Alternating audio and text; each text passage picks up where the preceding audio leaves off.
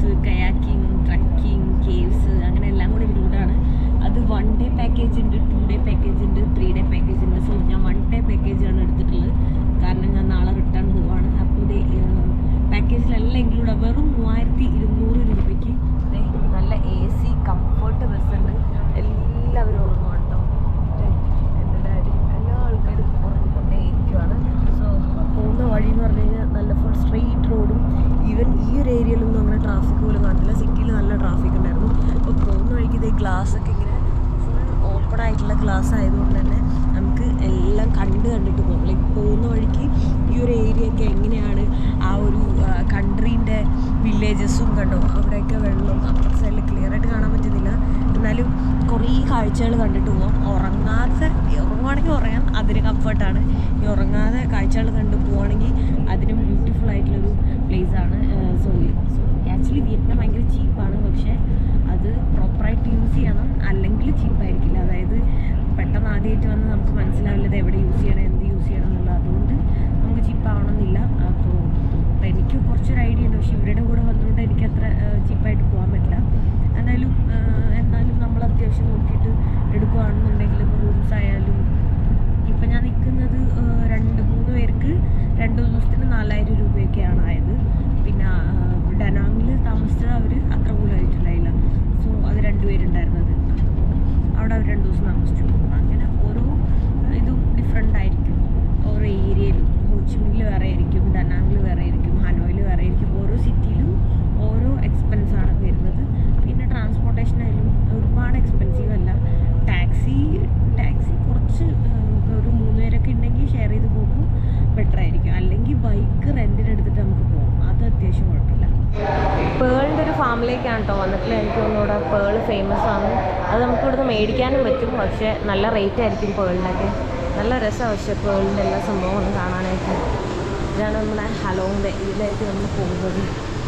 പോകുന്ന വഴിയൊക്കെ നല്ല രസമുണ്ട്.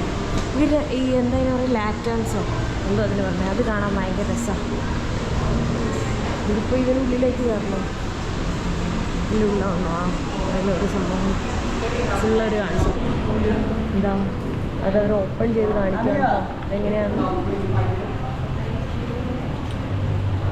So before we start cultivating process, I will tell you more information. This is Akoya oyster. It alive. It about 11 to 15 months. Enough years old to implant the core. And the second thing, this is the membrane.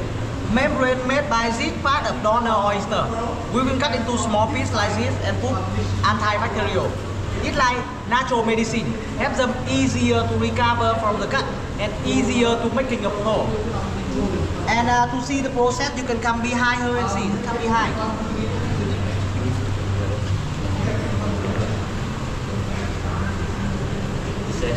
She will try to find the pearl pouch, the yellow part of the oyster, and make a small cut. When she finishes, she will put one piece of membrane and one piece of the core together inside that cut. The technique like this to make the oyster cannot spit the core out. When they cannot spit it out, they will make a finger layer around that. അതിൻ്റെ പ്രോസസ്സാണ് കേട്ടോ കാണിക്കുന്നത്. അതെങ്ങനെ എടുക്കുന്ന ഉള്ളൊന്നും കാണിക്കില്ല. ഈ സൈഡിൽ നിന്ന് കാണാൻ പറ്റുന്നില്ല.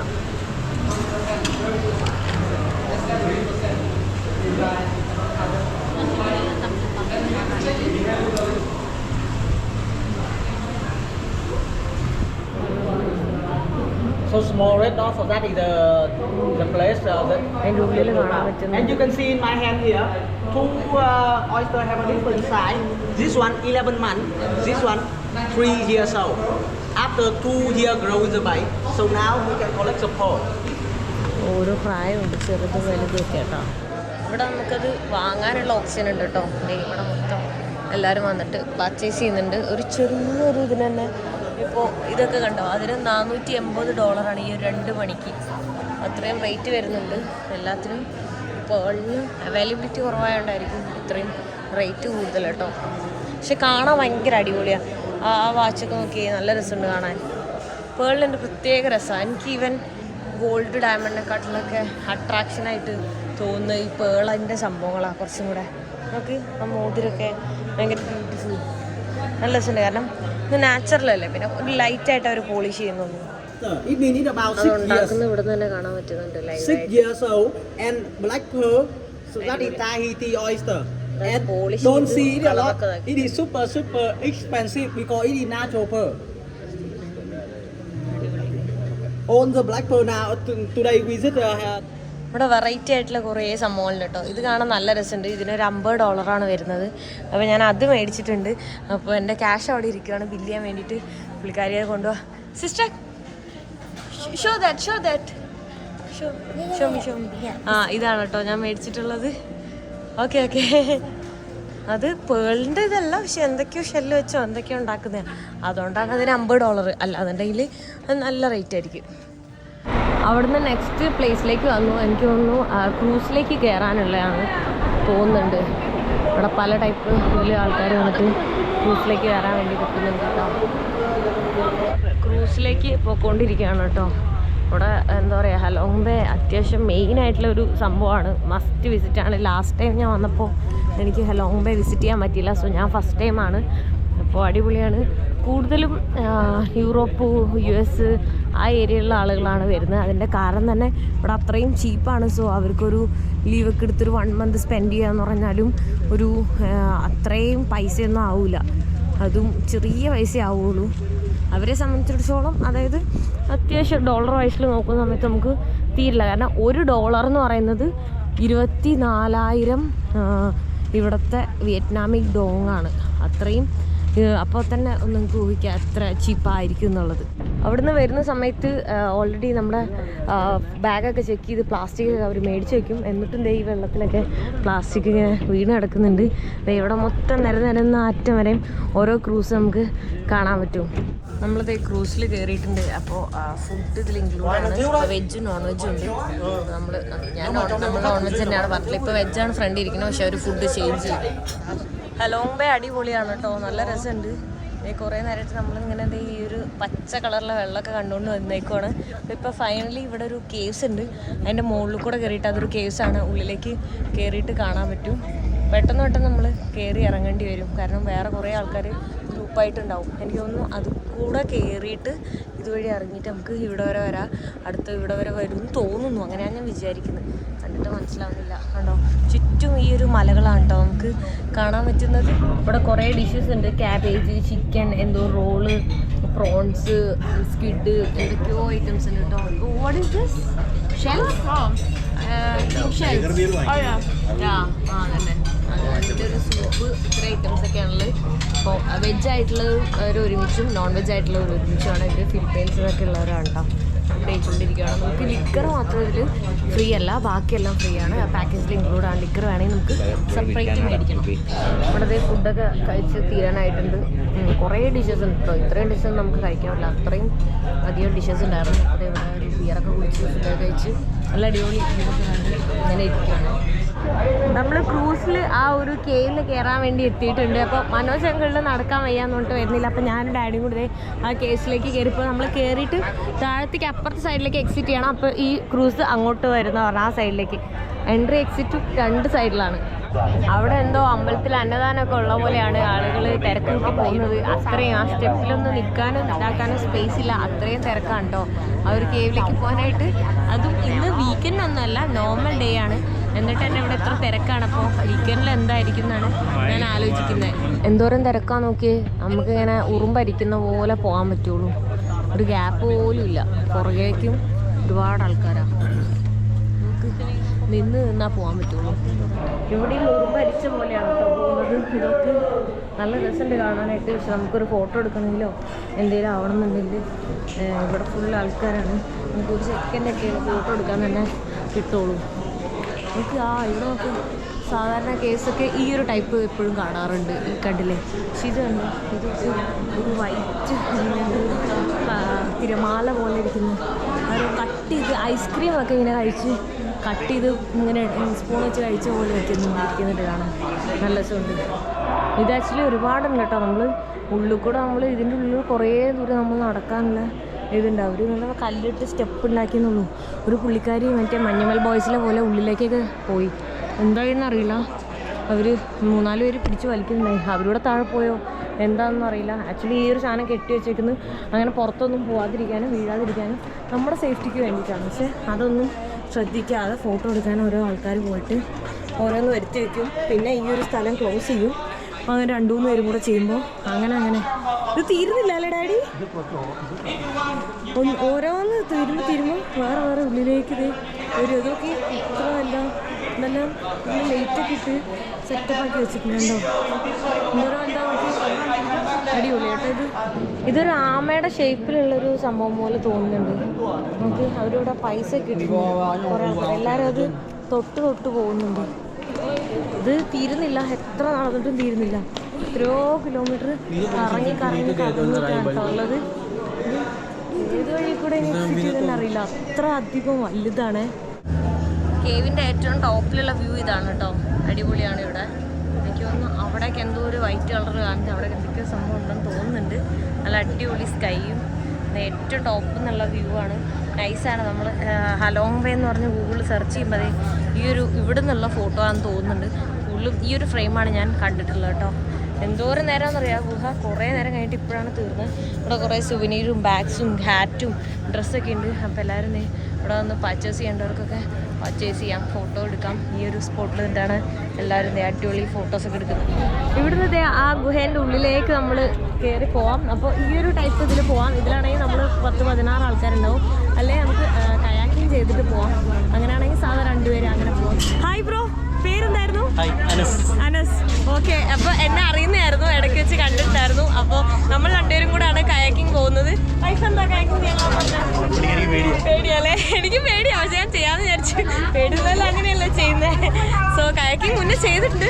അപ്പോൾ എനിക്ക് തോന്നുന്നു പുറത്തൊരു രാജ്യത്തും ഞാൻ കയാക്കിങ് ചെയ്തിട്ടില്ല. നമ്മൾ 2 പേരും കൂടെയാണ് എന്തായാലും ചെയ്യുന്നത്. ബാക്കിലിരുന്നാൽ മതി, ഞാൻ ഫ്രണ്ടിലിരിക്കാം. ബാക്കിലിരിക്കുന്നതിൻ്റെ കൂടുതൽ ടാസ്ക്. ഇടയ്ക്കൊക്കെ സ്റ്റോപ്പ് ചെയ്യാം നമുക്ക്, ഫ്രണ്ടിലിരുന്ന് കൈയൊക്കെ വേദന എടുത്താലും.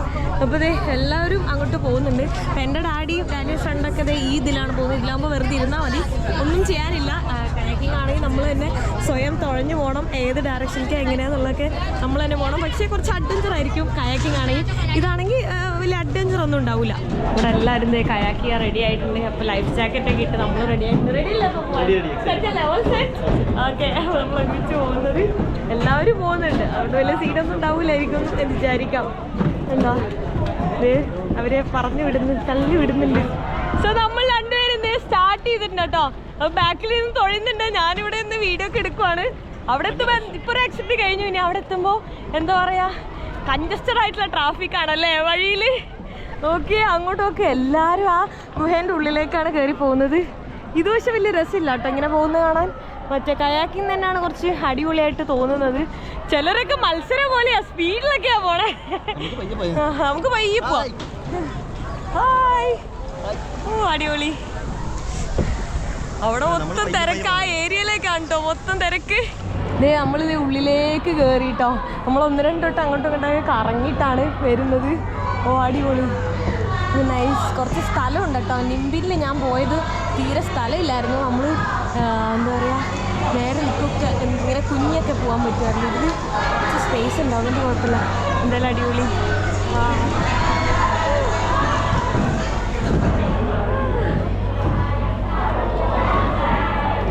അയ്യോ, ഇതിനൊക്കെ സ്പീഡ്.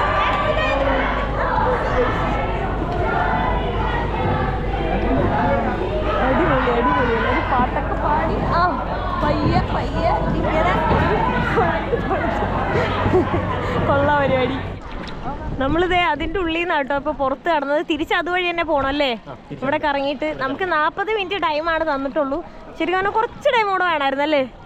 അപ്പോൾ നമുക്ക് പയ്യെ റിലാക്സ് ചെയ്യാം. ഇതെല്ലാം ഹറിബറിയാണ് കുറച്ചും കൂടെ, എല്ലാത്തിലും അങ്ങനെ തന്നെ. പക്ഷെ ഒരു ഡേയിൽ തന്നെ ഇത്രയും ആക്ടിവിറ്റീസ് ഉണ്ടല്ലോ, അതുകൊണ്ടാണ്. ഇവർക്ക് പിന്നെ ടൈം ലേറ്റ് ആവില്ല, അവർ പെട്ടെന്ന് അങ്ങ് തുഴഞ്ഞു പോകും. പക്ഷെ എന്നാലും അടിപൊളി. അതെ അതെ, ഫുള്ള് തിരക്കാ. സൂപ്പർ. സോ ഐഷയെ നമ്മുടെ കൂടെ ജോയിൻ ചെയ്തിട്ടുണ്ട്. നമ്മുടെ എന്താ അനസിന്റെ വൈഫാണ് കേട്ടോ. വരുന്നില്ല പേടിയാന്നൊക്കെ പറഞ്ഞിട്ട് പിന്നെ ഒരു വൈബ് അങ്ങ് കയറി പെട്ടെന്നല്ലേ നമ്മുടെ കൂടെ തന്നെ വന്നിട്ടുണ്ട്. അടിപൊളി.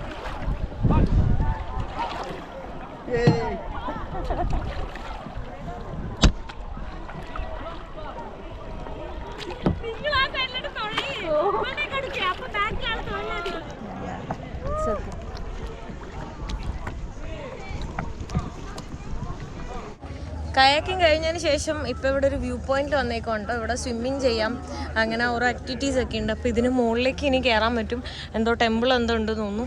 ഇവിടെ നിന്നുള്ള വ്യൂ ആണ് എനിക്ക് തോന്നുന്നു കൂടുതൽ ബ്യൂട്ടിഫുൾ, അടിപൊളിയാണ്. ഇപ്പോൾ ഒരു സൺസെറ്റൊക്കെ ആവാനായി, ഒരു 4:30 എല്ലാം ആയിട്ടുണ്ട്. അപ്പോൾ ഇവിടെ സ്വിമ്മിങ് ചെയ്യേണ്ടവർക്ക് ചെയ്യാം. അവിടെ താഴെ ഇങ്ങനെ കുത്തു കാണുന്നൊക്കെ ആളുകൾ സ്വിമ്മിങ് ചെയ്യുന്നതാണ് കേട്ടോ. അപ്പോൾ ഞാൻ സ്വിമ്മിങ്ങിൻ്റെ ഡ്രസ്സൊന്നും എടുക്കാത്തതുകൊണ്ട് തന്നെ ഞാൻ സ്വിമ്മിങ് ചെയ്യുന്നില്ല. അപ്പോൾ ഞാൻ ജസ്റ്റ് ഇതിൻ്റെ മുകളിലേക്കൊന്ന് കയറാൻ വെച്ചു.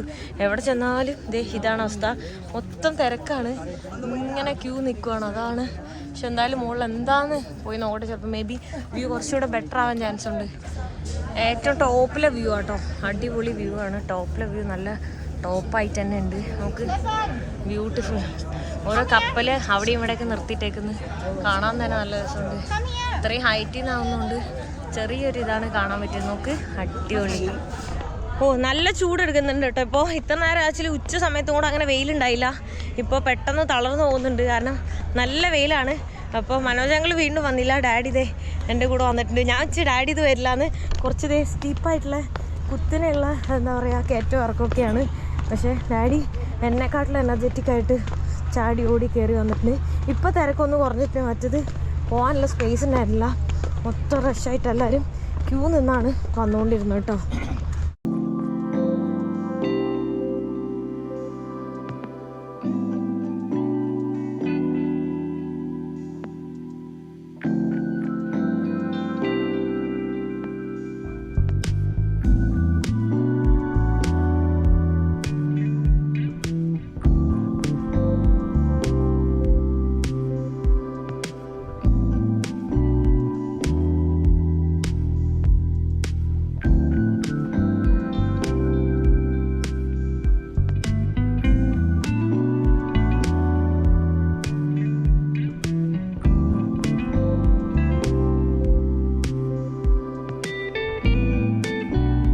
എനിക്ക് സൺബേൺ ആയി തോന്നുന്നുണ്ട് കേട്ടോ. നല്ല രീതിയിൽ എന്താ പറയുക, മുഖമൊക്കെ ഇങ്ങനെ പൊള്ളുന്നുണ്ട്, നീറുന്നുണ്ട്.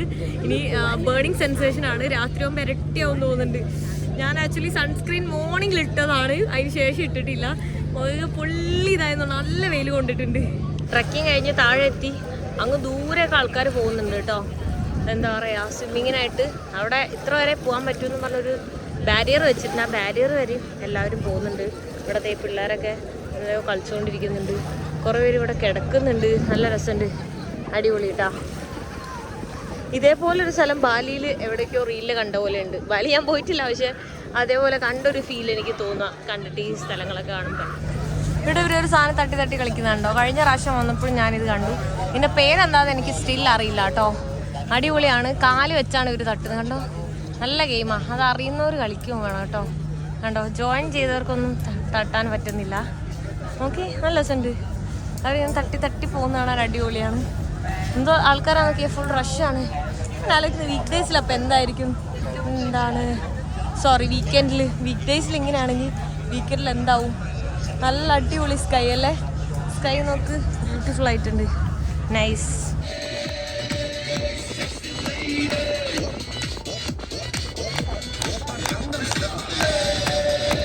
ഇതായിരുന്നു ബസ് നമ്മൾ വന്നത്. നമ്മൾ ഫൈനലി ഇവിടെ ഹനോയിൽ എത്തിയിട്ടുണ്ട്. റൂമിലേക്ക് പോയിക്കൊണ്ടിരിക്കുകയാണ് കേട്ടോ. ജസ്റ്റ് തൊട്ടപ്പോൾ